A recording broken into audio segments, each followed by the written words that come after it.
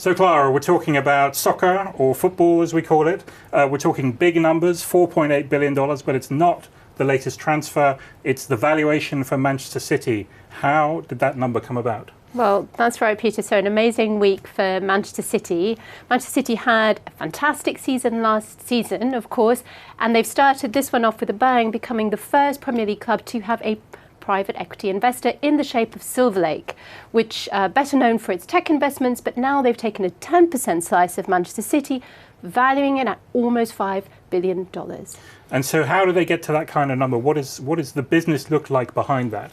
So just to put that number in context, Manchester United is worth closer to $3 billion. So this is really stratospheric.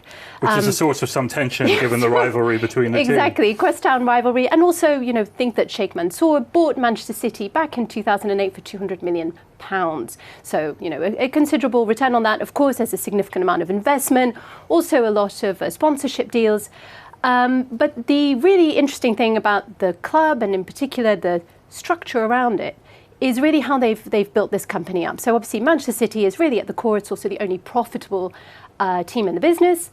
But it also then has these satellite clubs in the US, in Australia, a partnership in Japan. They own a club in China. And just this week, they've bought a club in India. So it's not just about buying into a Premier League successful name, also about these options on the future.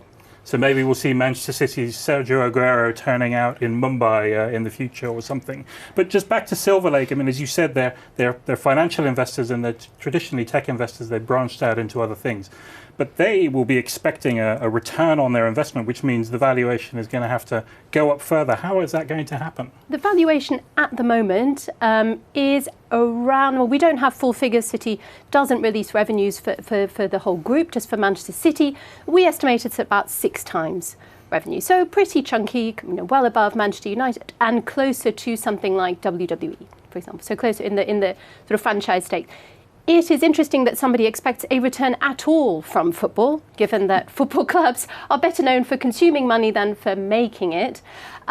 So here, obviously, if you look at the source of their revenue sponsorship, it's broadcasting rights. Broadcasting rights are unlikely to continue to rise at the incredible levels of recent years. So what Silver Lake will need to happen here is to find new sources of revenue, possibly in some of the tech areas where Silver Lake is proficient. So whether it's digital streaming, esports. And of course, they have an option on these new geographies, whether it's China, India. They certainly have a first mover advantage there. Well, like the fans, we will be watching closely. That's all the football finance we have this week. Please look at breakingviews.com for more on this and other stories, and join us again next week.